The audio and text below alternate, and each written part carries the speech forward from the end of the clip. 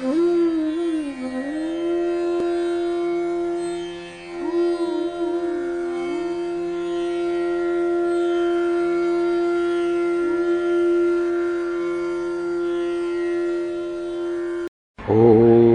सहना भवतु सहनौ भुनक्तु सह वीर्यं करवावहै तेजस्विनावधीतमस्तु मा विद्विषावहै।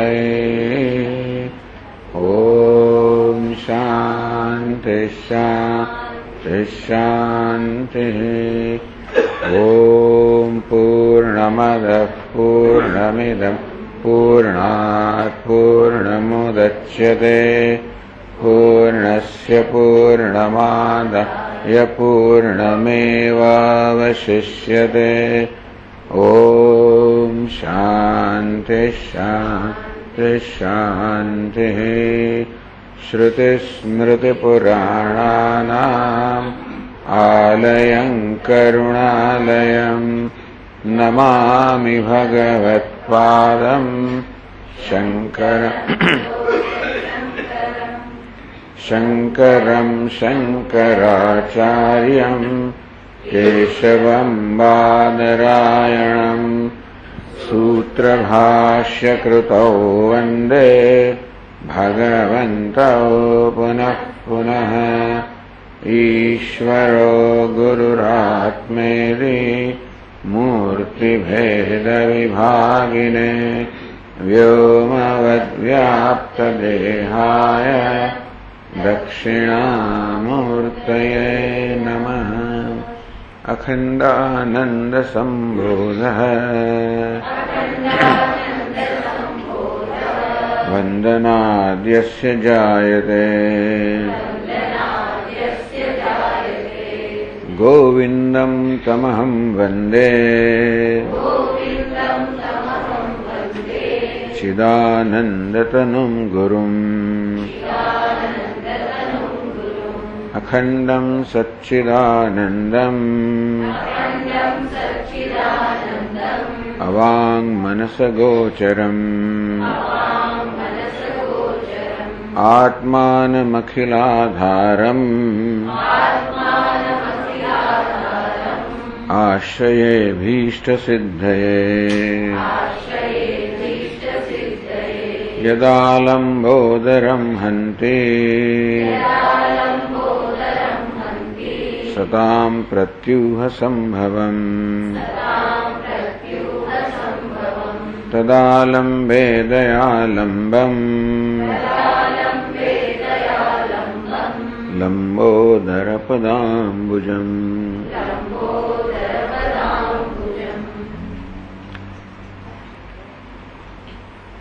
તો તત્વમસી મહાવાક્યનું નિરૂપણ થયું. લક્ષણાવૃત્તિથી ભાગત્યાગ લક્ષણાથી કેવી વિરુદ્ધાંશનો ત્યાગ કરવામાં આવે તો કોઈ પ્રકારનો વિરોધ નથી. એ પણ કહેવામાં આવ્યું નિદ્રા સૂત શરીર ધર્મ સુખ દુઃખાદિ પ્રપંચો વિવા જીવે શાદવિધા વિવાન ચરુતમ કર્તુમ ક્વચિત શક્યતે.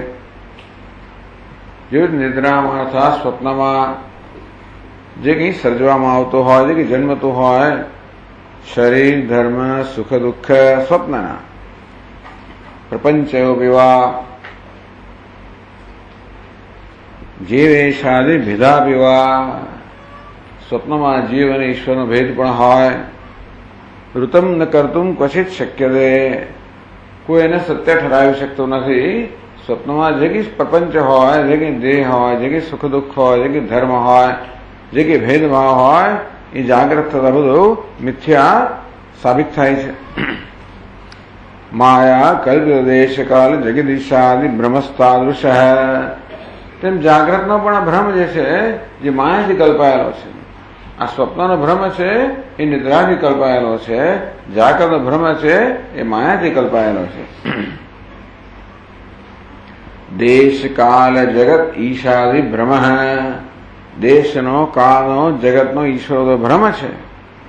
કો ભેદો અસ્ત્યનયો.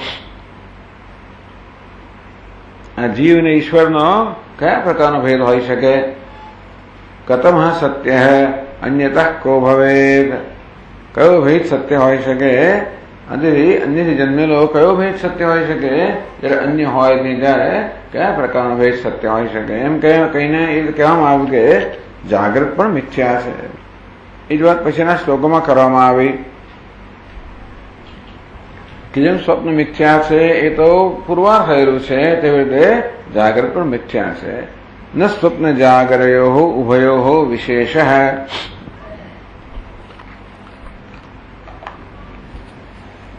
સંદૃશ્યતે ક્વચિદપી ભ્રમજૈર્વિકલ્પૈઃ. ન સ્વપ્ન જાગરયો ઉભયો વિશેષ સંદૃશ્યતે. આ સ્વપ્ન જાગ્રત વચ્ચે ખરેખર કોઈ પ્રકારનો ભેદ જણાતો નથી. ક્વચિદપી ભ્રમજૈઃ વિકલ્પૈઃ યદ દ્રષ્ટુ દર્શન મુખૈઃ અતએવ મિથ્યા.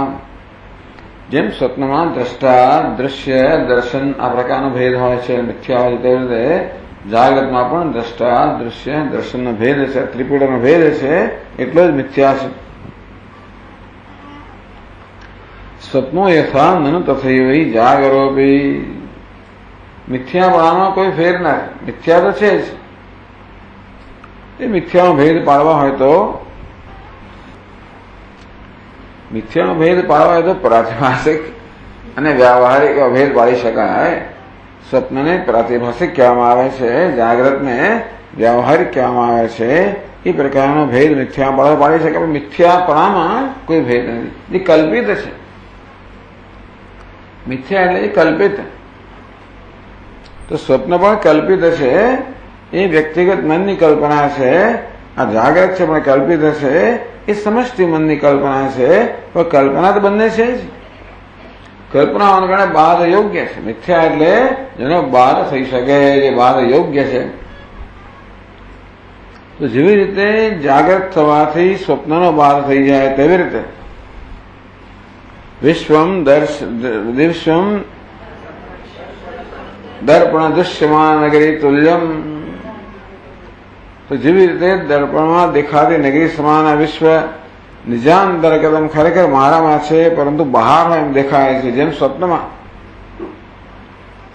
તો સ્વપ્નનું જગત જેવી રીતે મિથ્યા છે અને મારામાં છે, છતાં બહાર દેખાય, તેવી રીતે આ જાગ્રત જગત પણ વાસ્તવમાં મિથ્યા છે, મારામાં છે, બહાર હોય એમ ભાસે છે.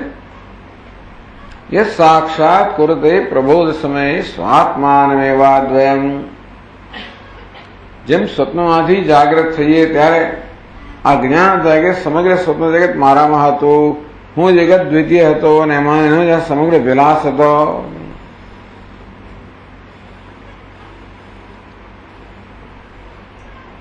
ચિત્ત ચૈતન્ય વિલાસ તદ્રૂપનો. આ તો બધા ચિત્ત ચૈતન્ય ને વિલાસ હતો. જેવી રીતે જાગીએ ત્યારે ખબર પડે, તેવી રીતે આ અનાદિ માયા સુપ્ત અનાદિ માય નિદ્રામાંથી જયારે મનુષ્ય જાગે છે ત્યારે જોવે છે કે અદ્વિતીય યત સાક્ષાત કુરુતે પ્રબોધ સમયે અદ્વયમ. તો આ પ્રકારે ત્યાં એક શ્લોકમાં એ બતાવવામાં આવ્યું કે જેવી રીતે સ્વપ્ન જગત મિથ્યા છે, જાગ્રત પણ મિથ્યા છે. આ વેદાંતનો એક બહુ મહત્વનો સિદ્ધાંત છે મિથ્યાપણાનો, કે જે મિથ્યા છે એની ગણતરી થતી નથી. મિથ્યા હોય એની જુદી ગણતરી ના થાય. હું અરીસા સામે ઉભેલો હોઉં અને મારા 25 પ્રતિબિંબ દેખાતા હોય તો પણ એમની જુદી ગણતરી ના થાય. તો મિથ્યા તો એકવાર સિદ્ધ થયું પછી એની ગણતરી ના થાય. પછી મિથ્યાને મિથ્યા તરીકે જાણવામાં આવે ત્યારે કોઈ પ્રકારની સમસ્યા ઉત્પન્ન ના કરે કે મારું કાંડું નાક વાંકું છે ને પેલું ફલાણું આવું છે ને, જાણું છું કે આ તો પ્રતિબિંબ જ છે. પછી કોઈ સમસ્યા ઉત્પન્ન ના કરે. જો એને જો સાચું માનવામાં આવતું હોય તો બધી સમસ્યા ઉત્પન્ન ન કરે, પણ એને મિથ્યાને મિથ્યા તરીકે જાણવામાં આવે તો કોઈ સમસ્યા ન જન્માવે. અને એ રીતે મિથ્યા હોવાને કારણે એની બીજી કોઈ ગણતરી નથી.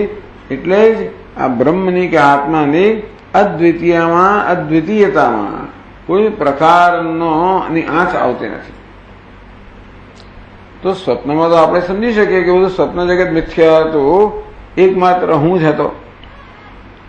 સ્વાત્માનમેવાદ્વયમ, હું જે અદ્વિતીય આત્મા હતો સ્વપ્નમાં, એટલે જાગ્યા પછી મને જ્ઞાન થાય છે. તેવી રીતે હું જયારે આ કહેવાથી જાગ્રત પણ હું જાગી જાઉં, આ માયાની નિદ્રામાંથી પણ જાગી જાઉં, ત્યારે જોઈ શકું છું કે એક અદ્વિતીય આત્મા છે. સ્વ રીતે બ્રહ્મની અદ્વિતીયતા તો સિદ્ધ થાય જ્યારે આ જાગ્રતનું પણ મિથ્યાત્વ સિદ્ધ થાય.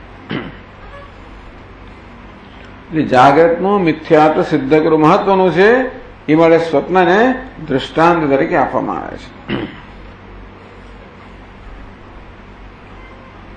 અવિદ્યા કાર્યકસ્તુલ્યો દ્વાવપી સ્વપ્ન જાગરો.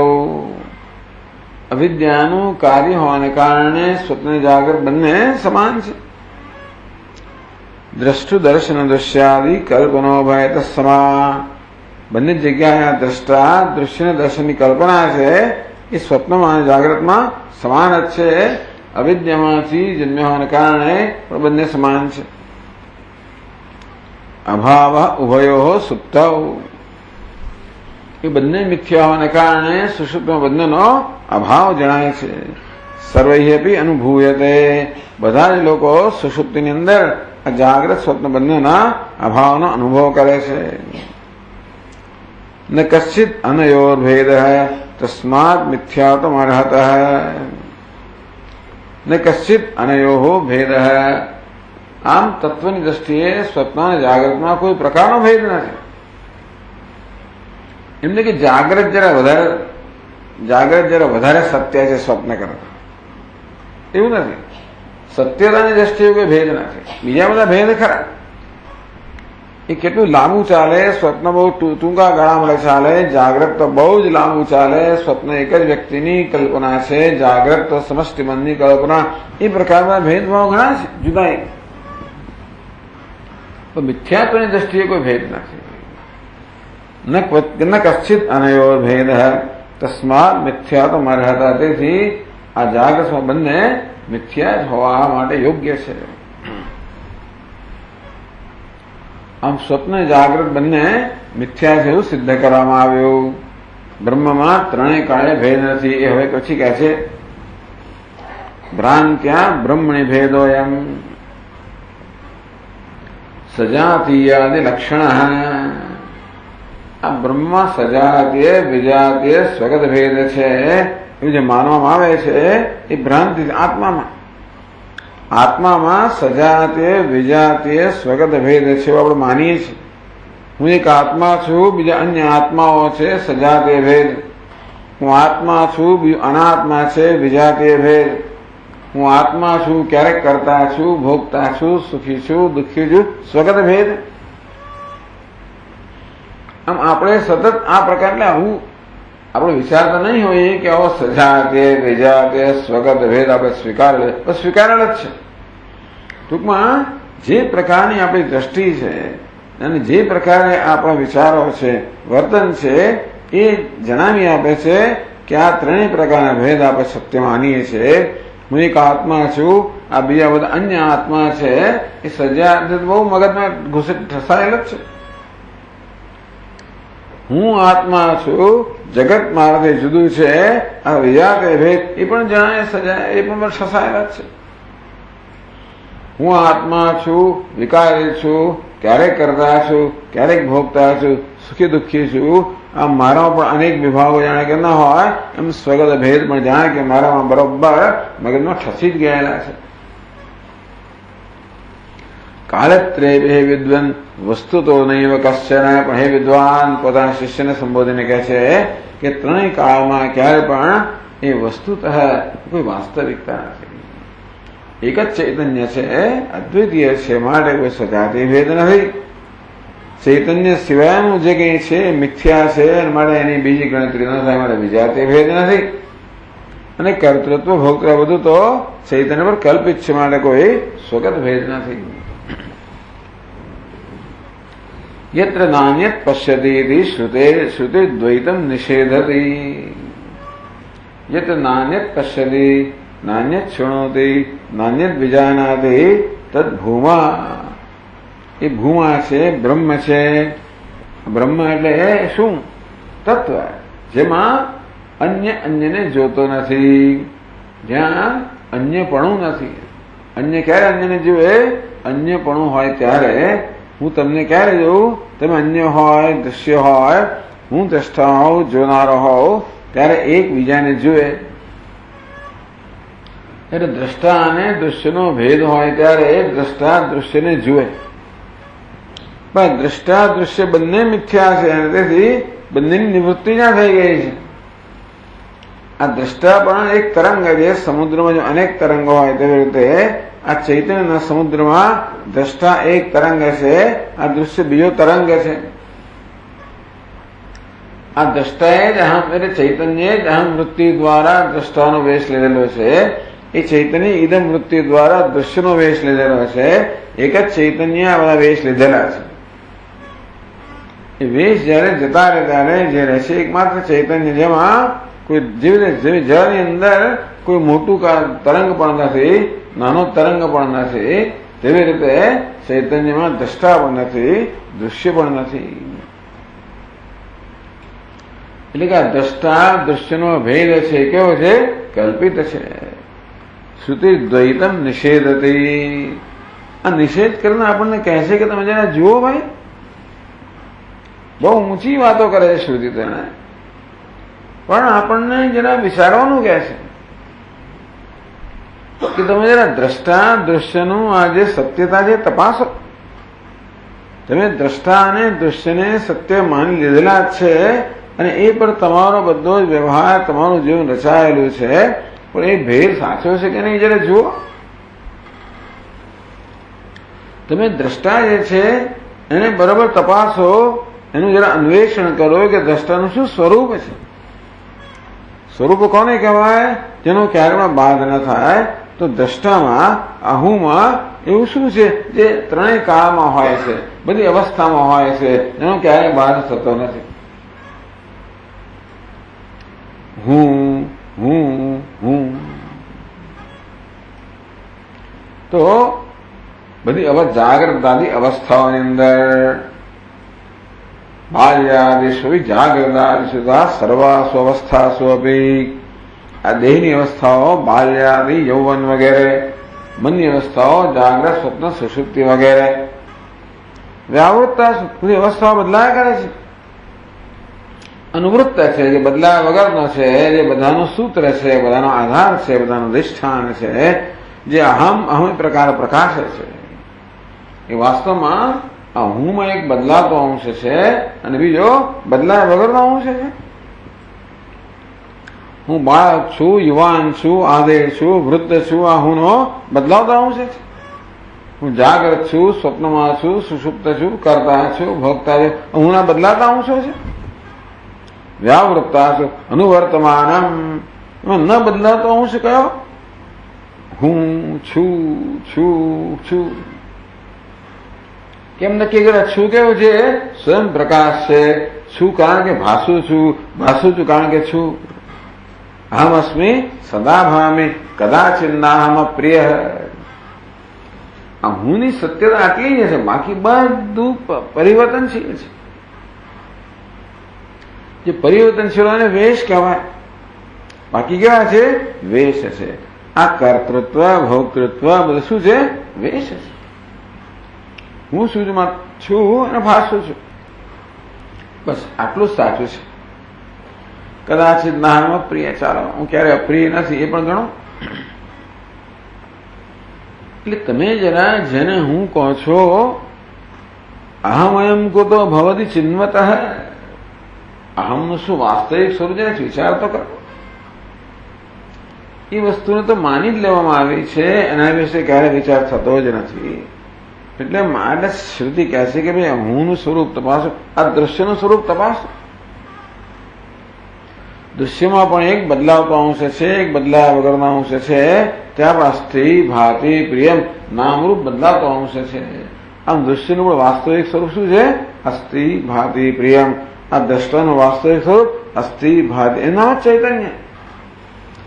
ચૈતન્ય કહો, આત્મા કહો, બ્રહ્મ કહો,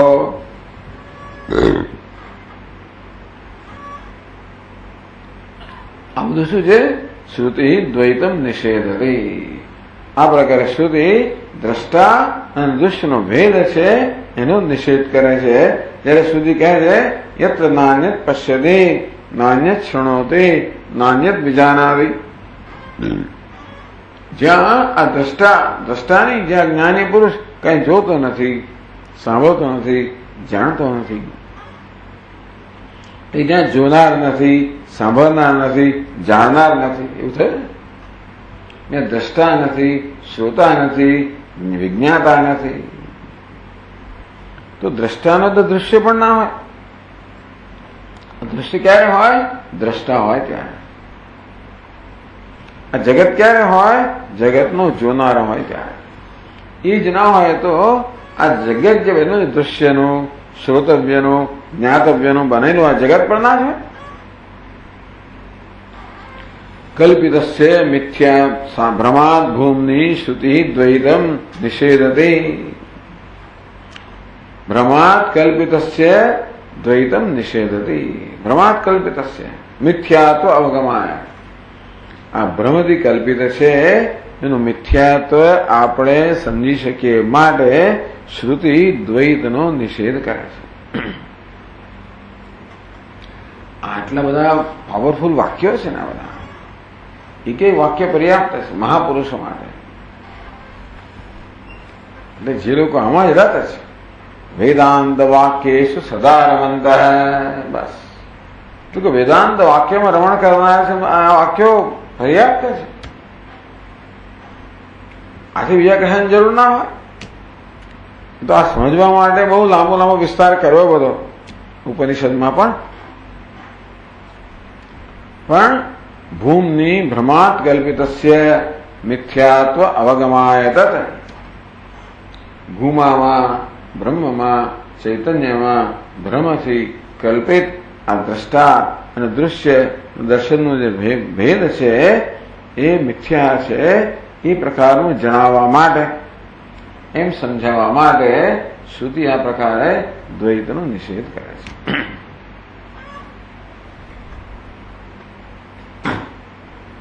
હવે આગળ કહે છે 167 પાના પર એક જ અદ્વિતીય બ્રહ્મ એ પ્રકારે કહે છે. યતસ્તતો બ્રહ્મ સદા દ્વિતીયમ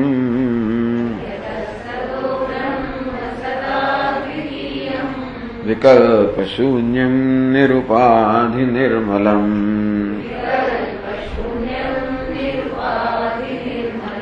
નિરંતરાનંદ ઘનમ નિરીહમ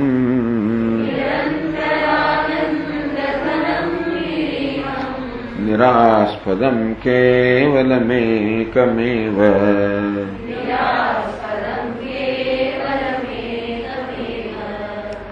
યતઃ, કારણ કે શ્રુતિ કલ્પિત દ્વૈતનો નિષેધ કરે છે. તતઃ, તેથી તતઃ બ્રહ્મ સદા અદ્વિતીયમ. આ બ્રહ્મ કેવું છે? સદા અદ્વિતીય છે. વિકલ્પ શૂન્યમ, બધા વિકલ્પથી. દ્રષ્ટા, દૃશ્ય, દર્શન વગેરે. શ્રોતા, શ્રોતવ્ય, શ્રવણમ. વિજ્ઞાતા, વિજ્ઞાતવ્ય, વિજ્ઞાનમ. આ બધા પ્રકારના વિકલ્પથી, એ બધા વિકલ્પનો અધિષ્ઠાન છે. આ બધા વિકલ્પો જ્યાં શાંત થઈ જાય છે અધિષ્ઠાન બ્રહ્મ છે. માટે આવું કોઈ વિકલ્પ ત્યાં નથી. વિકલ્પ શૂન્યમ અદ્વિતીયમ. આ વિકલ્પ દ્વૈતનો ભાસ કે ભ્રમ ઉત્પન્ન કરે છે. એ ભ્રમ ન રહે ત્યારે બ્રહ્મ અદ્વિતીય છે એ સિદ્ધ થઈ જાય છે. નિરુપાધિ નિર્મલમ. નિરુપાધિ, કોઈ પ્રકારની ઉપાધિ રહિત. ઉપાધિ નામની વસ્તુ જ રહેતી નથી. ઉપાધિ નામની વસ્તુ ક્યારે રહે? એ જુદી હોય ત્યારે. આપણો આ દેહ, ઇન્દ્રિય, મન, બુદ્ધિ ઉપાધિ ખરી, પણ ક્યાં સુધી? જ્યાં સુધી એને સત્યતા આપવામાં ત્યાં સુધી. પણ આ બધું ભ્રમથી કલ્પિત છે. એટલા જ માટે જ્યારે આપણે આપણું ધ્યાન આ બધા આ ઉપાધિને ખેંચી લઈએ, દેહમાંથી, ઇન્દ્રિયમાંથી, મન બુદ્ધિમાંથી જ્યારે ધ્યાન ખેંચી લેવામાં આવે ત્યારે તદા દ્રષ્ટુ સ્વરૂપે અવસ્થાનમ, ત્યારે દ્રષ્ટા માત્ર પોતાના સ્વરૂપમાં પ્રતિષ્ઠિત થાય છે. નથી થયું કે આ સમગ્ર ઉપાધિ દ્વૈત ઉપાધિ છે, બાદ યોગ્ય છે, માટે મિથ્યા છે. અને એવી તત્વ કેવું છે? નિરુપાધિ, ઉપાધિ રહિતનું, નિર્મલમ, અંતેથી નિર્મળ છે, મલિનતાથી રહિત છે, અવિરાગ દ્વેષથી રહિત છે, અવિદ્યાથી રહિત છે. નિરંતરાનંદ ઘનમ, નિરંતર આનંદ ઘન. આનંદ ઘન એટલે આનંદ રસ. આનંદથી અન્ય કશી જ્યાં ના હોય ને આનંદ ઘન કહેવાય. ઘન નક્કર. એવી કલ્પના કરો કોઈ નક્કર વસ્તુની, જ્યાં આવી કોઈ નક્કર વસ્તુ હોતી નથી, પણ કલ્પના કરો. ઉપનિષદમાં દ્રષ્ટાંત આપવામાં આવ્યું હોય કે જેવી રીતે મીઠાનો પેલો ગાંગડો હોય,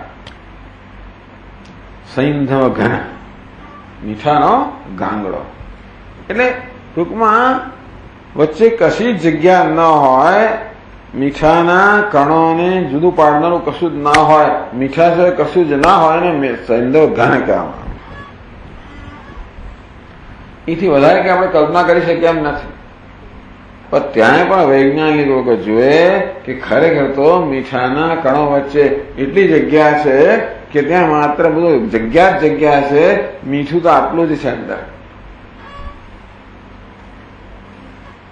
પણ દૃષ્ટાંત માટે સૈંધવ ઘન, સૈંધવ મીઠાનો ગાંગડો નક્કર હોય એમ કલ્પના કરો. કોઈ પ્રકારની જગા એમાં નથી, એનું મીઠાપણું જ છે. કેમ? આનંદ ઘન, આનંદ અંદર કઈ વચ્ચે કઈ વસ્તુ ના હોય, કોઈ દુઃખ નામની વસ્તુ ના હોય, એનો આનંદ ઘન. જેમ મીઠા સિવાય કશું જ ના હોય ને આપણે સૈંધવ ઘન કહીએ,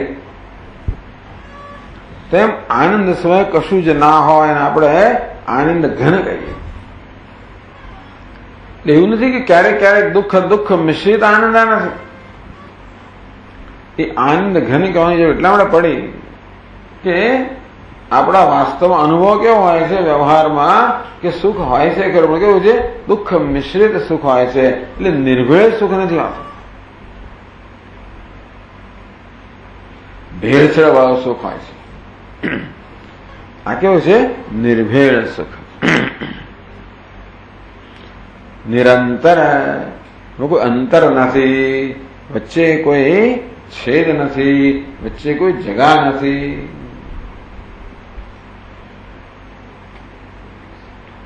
નિરીહમ, ઈહા એટલે ચેષ્ટા, નિહા એટલે ઈચ્છા, બંને થાય એટલે બે અર્થ કર્યા, નિસ્પૃહ અને ચેષ્ટા રહિત.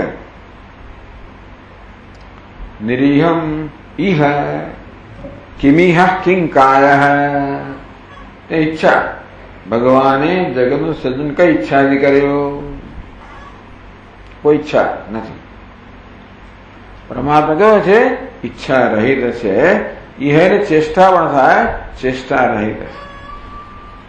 આમ ઈચ્છા રહિત, ચેષ્ટા રહિત, કોઈ પ્રકારના વિકાર રહિત, કોઈ પ્રકારના દુઃખ રહિત, નિરંતર આનંદ ઘન છે. ત્યાં સંપૂર્ણ શાંતિ છે. ટૂંકમાં ત્યાં બીજું કઈ જ કોઈ પ્રકારનો તરંગ નથી, કોઈ પ્રકારનો ત્યાં આગળ વિક્ષેપ કે ખલેલ નથી.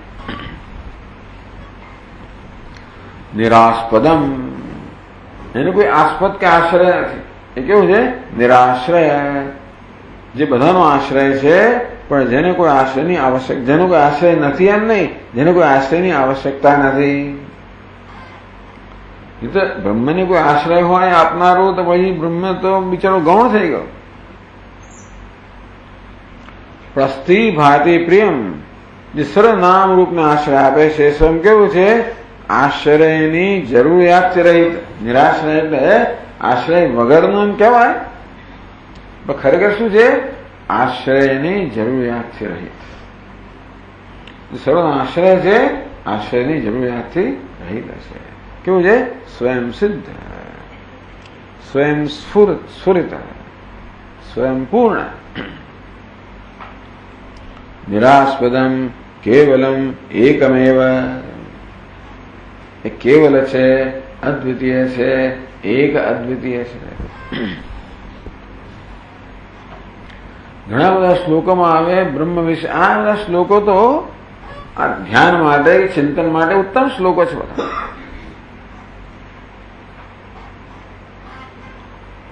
આગળ કહે છે નૈવાસ્તિ કાચન વિદાન ગુણ પ્રતીતિ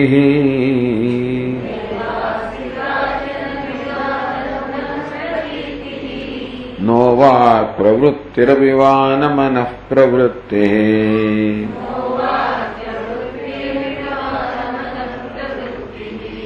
યત કેવલમ પરમ શાંતમનંતમાદ્યમ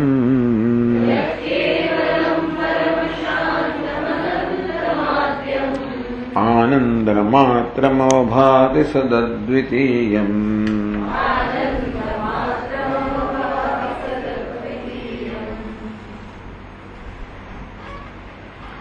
નૈવાસ્તિ કાચન ભેદા ન ગુણ પ્રતીતિ. જ્યાં કાચન ભેદા નૈવ અસ્તિ, કોઈ પ્રકારનો ભેદ નથી. અણુ પ્રકાર અણુમાં જરા પણ જ્યાં કાચન કોઈ પ્રકારનો ભેદ જ્યાં નથી. આ દ્વિતીયાદ્વૈત ભયમ ભવતી, કોઈ પ્રકારનો દ્વૈત હોય ભેદભાવ હોય તો હંમેશા ભયની સંભાવના રહેલી છે, પણ કોઈ પ્રકારનો ભેદ નથી. ગુણ પ્રતીતિ, જ્યાં કોઈ ગુણોની પ્રતીતિ થતી નથી. બધા ગુણો પણ કલ્પિત જ છે. ભલે આપણે બ્રહ્મને સર્વજ્ઞ સર્વશક્તિમાન સર્વવ્યાપી બધું કહીએ, કરતા પાલન એટલે સર્જન કરતા પાલન કરનાર લય કરનાર નિયંતા કર્માધ્યક્ષ કર્મ ફલદાતા અનેક બધા ગુણોનો આરોપ કરવામાં આવે છે, પણ છેવટે આ બધા ગુણો પણ જ્યાં આગળ નિવૃત્ત થઈ જાય છે. ટૂંકમાં બ્રહ્મને બ્રહ્મ હોવા માટે આવા કોઈ ગુણોની પણ આવશ્યકતા નથી. એનો અર્થ એ છે બ્રહ્મ નિર્ગુણ છે. એનો અર્થ એ થયો કે બધા ગુણની આવશ્યકતાથી રહિત છે, નગુણ નથી. आपका ब्रह्म तो निर्गुण है, उसमें कुछ है ही नहीं. देखो हमारा भगवान कैसा है, કેવા સરસ બરોબર છે, ના નથી કહેતો, પણ બ્રહ્મ નિર્ગુણ એટલે ગુણની જરૂરિયાત વગરનું. ભગવાન આટલા બધા ગુણો હોવાને કારણે પ્રિય છે ને બ્રહ્મ તો કોઈ પ્રકારના પ્રિય હોવાને કોઈ ગુણની જરૂર નથી. પ્રિય હોવા માટે પૂર્ણ હોવા માટે કોઈ પ્રકારના ગુણની જરૂર નથી. બધા ગુણો વગર પૂર્ણ છે. ને ગુણ પ્રતીતિ, જ્યાં ગુણની કોઈ પ્રતીતિ થતી નથી. નો વાક પ્રવૃત્તિ આપી, ત્યાં વાણીની કોઈ પ્રવૃત્તિ નથી, શબ્દની પ્રવૃત્તિ નથી. ત્યાં આગળ શબ્દનો ઉપયોગ એને માટે, શબ્દનો ઉપયોગ કરવા માટે કોઈ પ્રકારની વિશેષતા જોઈએ, કોઈ વિશેષતા જ નથી. જાતિ ગુણ ક્રિયા સંબંધ એ કોઈ પ્રકારની વિશેષતા ન હોવાને કારણે શબ્દથી જેનું વર્ણન ના થઈ શકે, જેના વર્ણન શબ્દ ઉપલબ્ધ નથી. અર્થાત કોઈ પણ શબ્દ એનું વર્ણન કરવા માટે પર્યાપ્ત નથી. બ્રહ્મ શબ્દ પણ બ્રહ્મનું વર્ણન કરવા માટે પર્યાપ્ત નથી. બધા શબ્દો એને માટે નિર્દેશ કરે છે. બધા શબ્દો બ્રહ્મનો નિર્દેશ કરે છે. Algebra always limit. ક્યારે પણ લિમિટ ટુ ઇન્ફિનિટી. લિમિટ એટલે ક્યારે પહોંચે નહીં, લગભગ પહોંચે. આ શબ્દ લગભગ પહોંચે, છેવટે શબ્દ એ પડી જવો પડે. જેમ પેલો વાંસળો હોય એ લગભગ પહોંચે, છેવટે વાંસળા પડી જવાનું હોય ને તો કૂદી શકીએ. તેટલા બધા શબ્દો વાંસળા સમાન જ છે. કોઈ શબ્દ વાસ્તવમાં ત્યાં લઈ જવા પર્યાપ્ત નથી, એટલે શબ્દ જતો રહે. શબ્દ લઈને ત્યાં જાઓ એ શબ્દની એવી પ્રવૃત્તિ નથી કે વર્ણન કરો, હા મને નિર્ગુણ બ્રહ્મ જણાવ્યું. તેથી એ નિર્ગુણ કહો, બ્રહ્મ કહો, અદ્વિતીય કહો, આ બધા શબ્દો કેવા છે? પેલા વાંસળા જેવા છે, એ પણ જતા રહે. તેવી રીતે એટલે કે નો વાક પ્રવૃત્તિ આપી, એટલે વાણી અર્થાત શબ્દની પણ પ્રવૃત્તિ નથી. એટલે આ પ્રવૃત્તિ પણ છોડી દેવાની, એનું વર્ણન કરવાની પણ જરૂર નથી, વર્ણન થઈ શકે એમ પણ નથી. ન મનઃ પ્રવૃત્તિ યતો વાચો નિવર્તન્તે અપ્રાપ્ય મનસા સહ, જ્યાં જેને પ્રાપ્ત કર્યા વગર મન સહિત વાણી પાછી ફરે છે. આ વાણી મન સાથે જ હોય, વાણી મન સાથે સાથે હોય. વાણી શબ્દ, શબ્દ હોય એટલે એની વૃત્તિ હોય. જેમ નામ હોય ત્યાં રૂપ હોય ને, જેવી રીતે જ્યાં પણ શબ્દ છે ત્યાં કોઈને કોઈ પ્રકારની વૃત્તિ જન્મ આવે છે.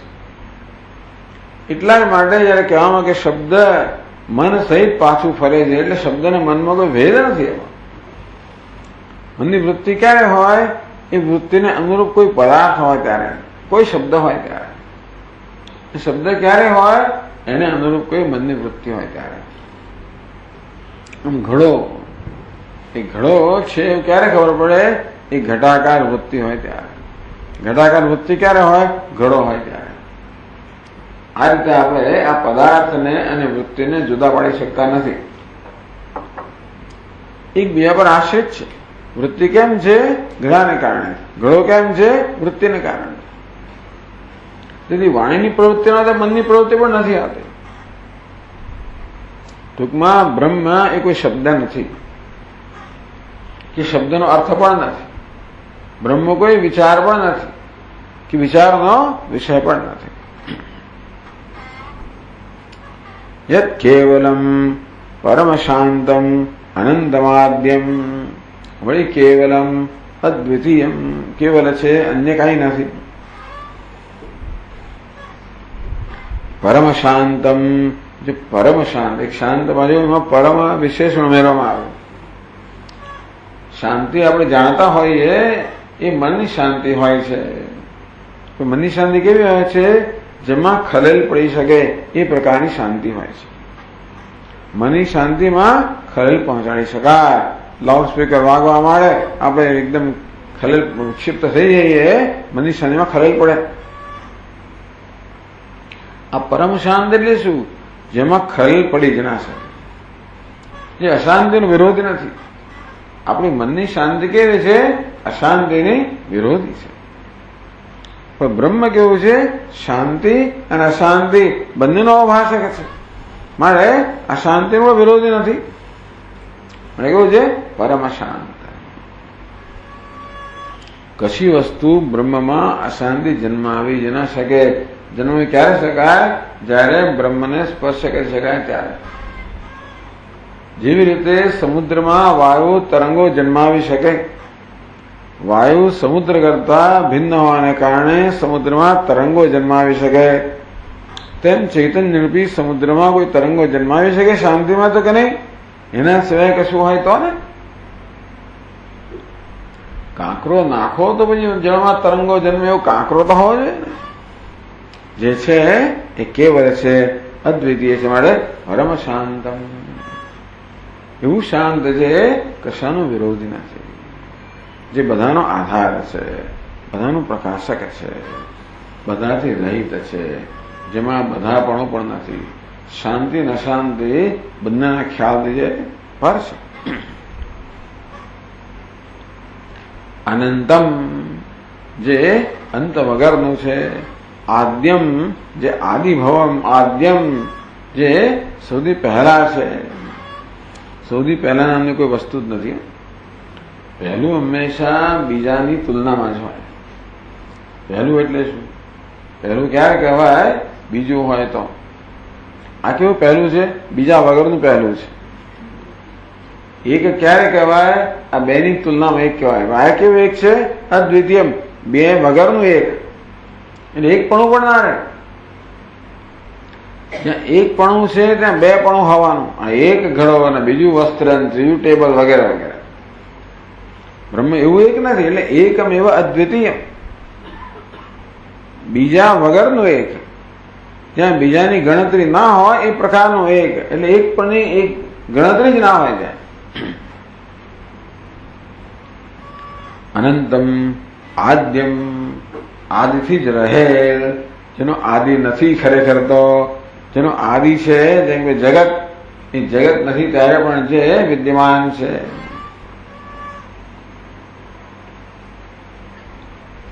આનંદ માત્રમ અવભાવી સદ અદ્વિતીયમ. આનંદ માત્રમ, માત્ર આનંદ સ્વરૂપ. અવભાવી, આનંદ ક્યારે હોય? અદ્વૈત હોય ત્યારે.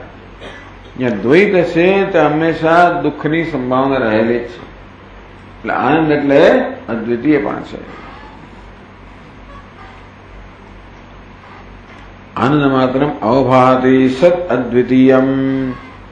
જે સત અદ્વિતીય સત સ્વરૂપ છે, અદ્વિતીય સ્વરૂપ છે, અવભાતિ એ સ્વયં પ્રકાશ રહ્યું છે. હવે ઉપદેશ કરે છે એ જ તત્વ તું છે. એ તત્પદની વાત કરીએ અત્યારે બ્રહ્મ એટલે તત્પદ એ જ તું છે. યદિદમ પરમં સત્યમ તત્વં સચ્ચિત સુખાત્મકમ અજરા મરણમ નિત્યમ સત્યમેતદ્વચો મમ.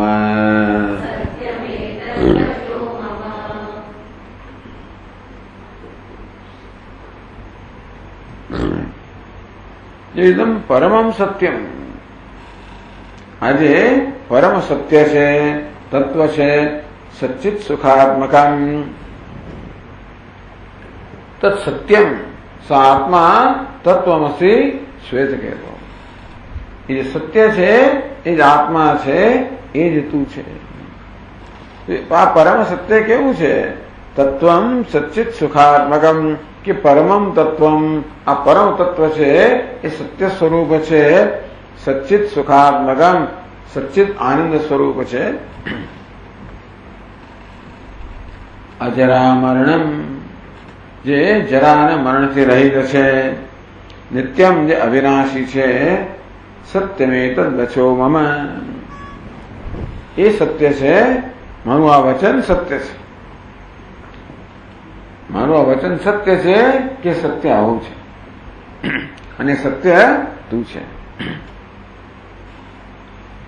એ જ વાત હવે પછીના શ્લોકોમાં વિસ્તારથી કહે છે.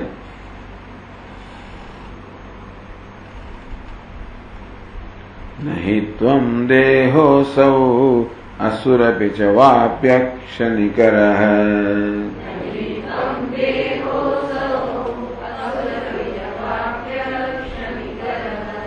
મનો વા બુદ્ધિર્વા ક્વચિદપિ તથાહંકૃતિરપિ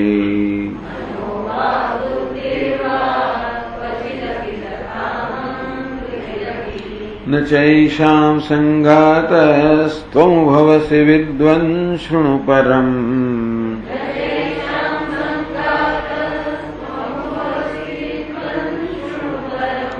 યદેતેષાં સાક્ષી સ્વર્ણમમલં તત્ત્વમસી.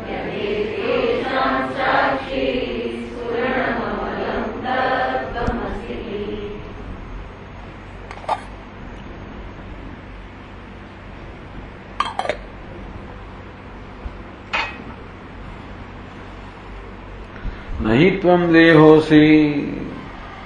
ગુરુજી શિષ્યને કહે છે નહીં ત્વમ દેહોસી. આ દેહ તું નથી. અસુર અપી એટલે અસુહુ અપી. અસુહુ એટલે કે પ્રાણ, એ પ્રાણ પણ તું નથી. નચવાપી અક્ષર નિકર. અક્ષર એટલે ઇન્દ્રિય, નિકર એટલે સમૂહ. આ ઇન્દ્રિયનો સમૂહ તું નથી. મનોવા બુદ્ધિર્વા તું મન નથી કે બુદ્ધિ નથી. પછી દબી ક્યારે પણ તું મન પણ નથી, બુદ્ધિ પણ નથી, તથા અહંકૃતિરપી કે અહંકાર પણ નથી. તો બધાનો સંઘાત નચે. સૈષામ સંઘાત. કોઈ કહે કે હું મન બુદ્ધિ અહંકાર વ્યક્તિગત નથી, પણ મન બુદ્ધિ અહંકારનો સંઘાત હશે તો કે નહીં, એ બધાનો સમુદાય પણ તું નથી. આની ચર્ચાઓ આગળ આવી ગઈ છે કે ઇન્દ્રિય આત્મા છે તો કઈ ઇન્દ્રિય આત્મા છે? એક 10 આત્મા છે કે પછી આ દરેક ઇન્દ્રિયનો સમુદાય આત્મા છે? આ 10 ઇન્દ્રિયો મળીને આત્મા થાય તો એક ઇન્દ્રિય જતો રહે તો આત્માનું શું થાય? ધારો કે આંખો જતી રહે તો આત્મા જતો રહે કે રહે? કાન જતા રહે તો આત્મા જતો રહે કે રહે? એટલે ઇન્દ્રિય પ્રત્યેક ઇન્દ્રિય પણ નથી, ઇન્દ્રિયોનો સમુદાય પણ નથી. ન ચૈશામ સંગાતસ્ત્વં ભવસી, એનો સંઘાત કે સમુદાય પણ તો નથી.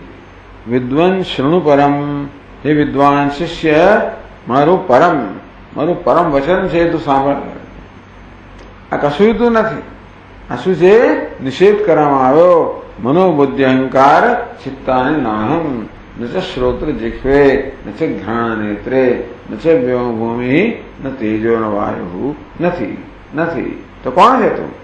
યદે તેષામ સાક્ષી, જે આ બધાનું સાક્ષી છે. આ દેહ કહો, પ્રાણ કહો, ઇન્દ્રિયો સમુદાય કહો, મન કહો, બુદ્ધિ કહો, અહંકાર કહો, એમનું કશું તું નથી. જે બધાનો સાક્ષી છે. સ્વર્ણમ અમલમ, જે નિર્મળ છે, સ્વર્ણ સ્વરૂપ છે, જે સ્વયં પ્રકાશ છે, જે જાગ્રત સ્વપ્ન સુષુપ્તિષુ સ્ફુટતરા યા સંવિદ જૃંભતે. જાગ્રતમાં, સ્વપ્નમાં, સુષુપ્તિમાં જે સંવિત કહો, ચૈતન્ય કહો, એ સ્પષ્ટતયા પ્રકાશિત થાય છે, પ્રગટ થાય છે, સ્ફુરિત થાય છે.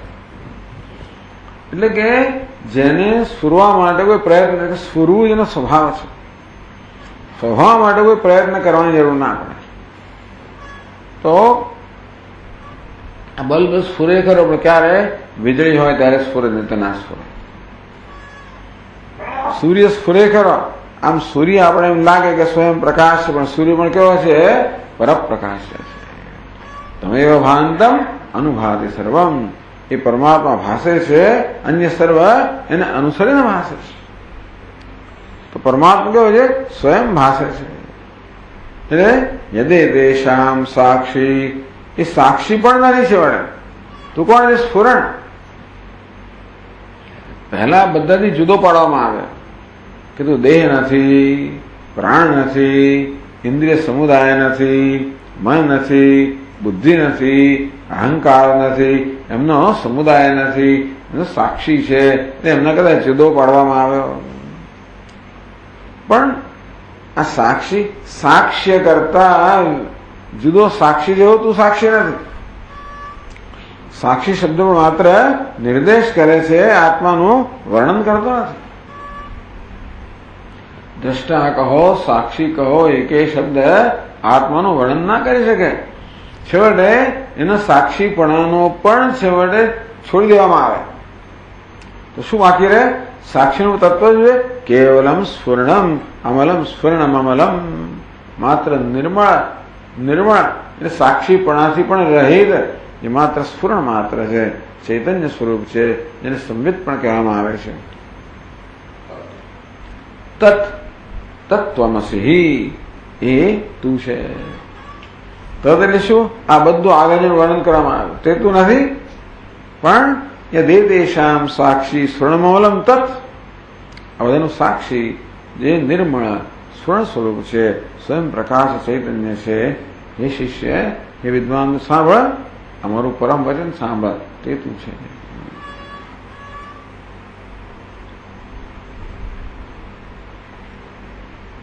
આ પ્રકાર વિવેક હવે સમજાવે સરસ રીતે. યજ્જાયતે વસ્તુ તદેવ વર્ધતે,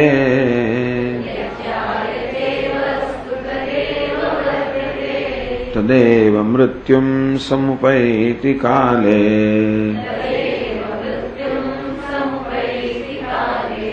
જન્મૈવ તેનાસ્તિ તથૈવ મૃત્યુઃ,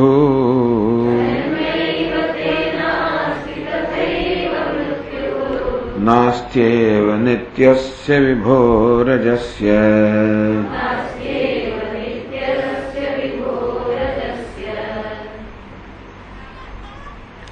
ये जायते वस्तु तदेव वर्धते, વૃદ્ધિ કોણ પામે? જે જન્મે છે એમાં જ વૃદ્ધિ થઈ શકે. તદેવ મૃત્યુમ સમુપૈતિ કાલે, જાયતે અસ્તિ વર્ધતે વિપરિણમતે અપક્ષ્યતે વિનશ્યતે. જેનો જન્મ થાય છે જાતસ્ય હિ ધ્રુવો મૃત્યુ, આટલો નિશ્ચિત જ છે કે જે જન્મ્યું છે એનું મૃત્યુ થવાનું જ છે.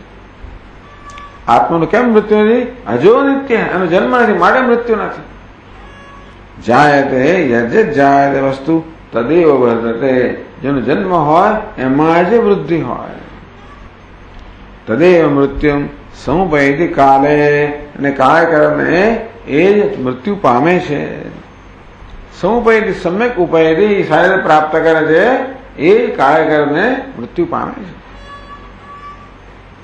તો તું કોણ છે? જન્મૈવ નાસ્તિ તે નાસ્તિ.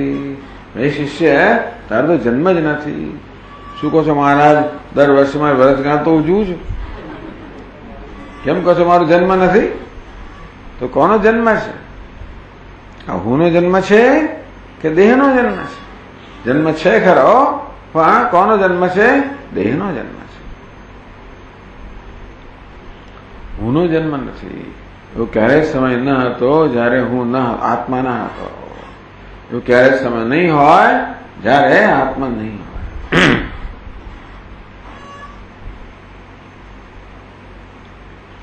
જન્મ એવ તે નાસ્તિ, મારે તારો જન્મ જ નથી.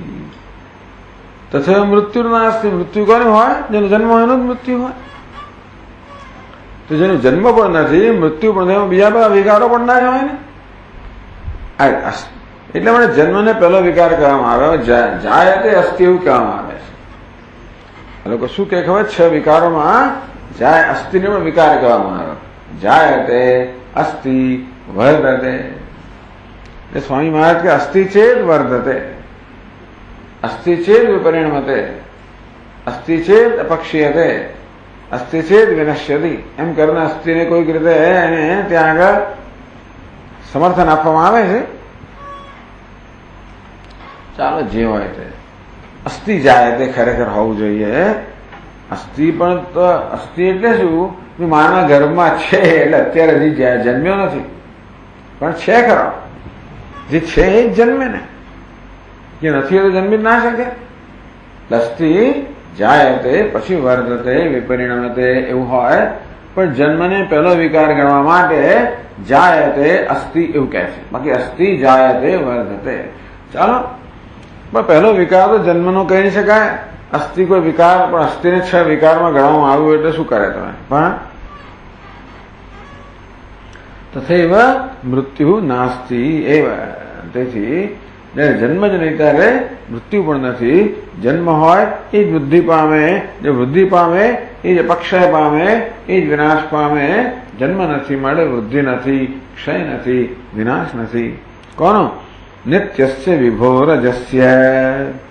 જે નિત્ય છે, વિભુ છે, અજન્મા છે. નિત્ય એટલે અવિનાશી.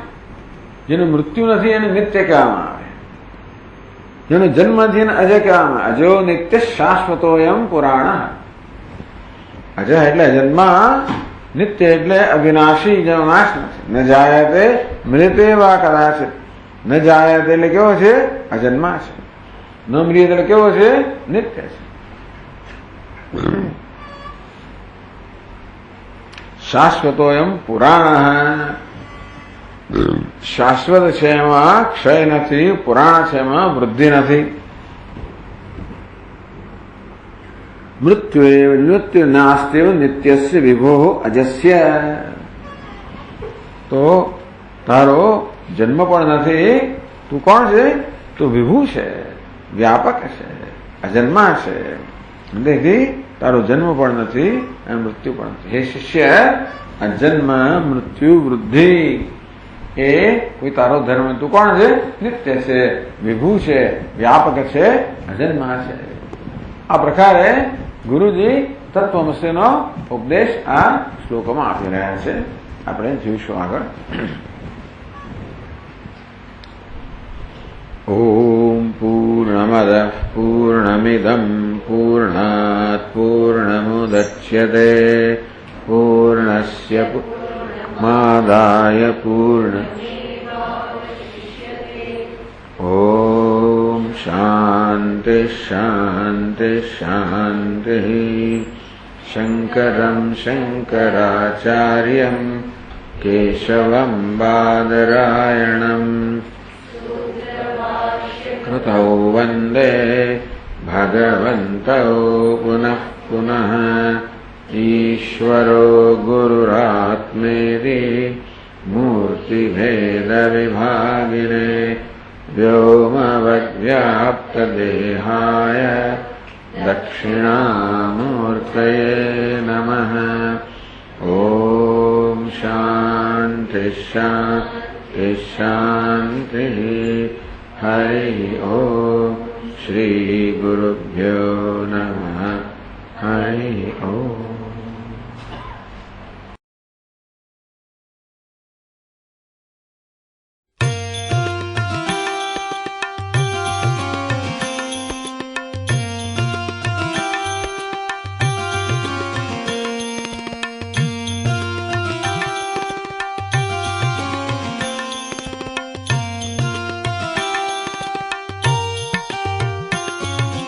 जागो जागो माँ शंकरी माँ, जागो जागो माँ शंकरी माँ, जागो जागो माँ शंकरी माँ, जागो जागो माँ शंकरी माँ, शंकरी माँ भयंकरी माँ, शंकरी माँ भयंकरी माँ, शंकरी माँ भयंकरी माँ, शंकरी माँ भयंकरी माँ। जय जय जय जगत जननी माँ, जय जय जय जगत जननी माँ, जय जय जय जगत जननी माँ, जय जय जय जगत जननी माँ। जागो जागो माँ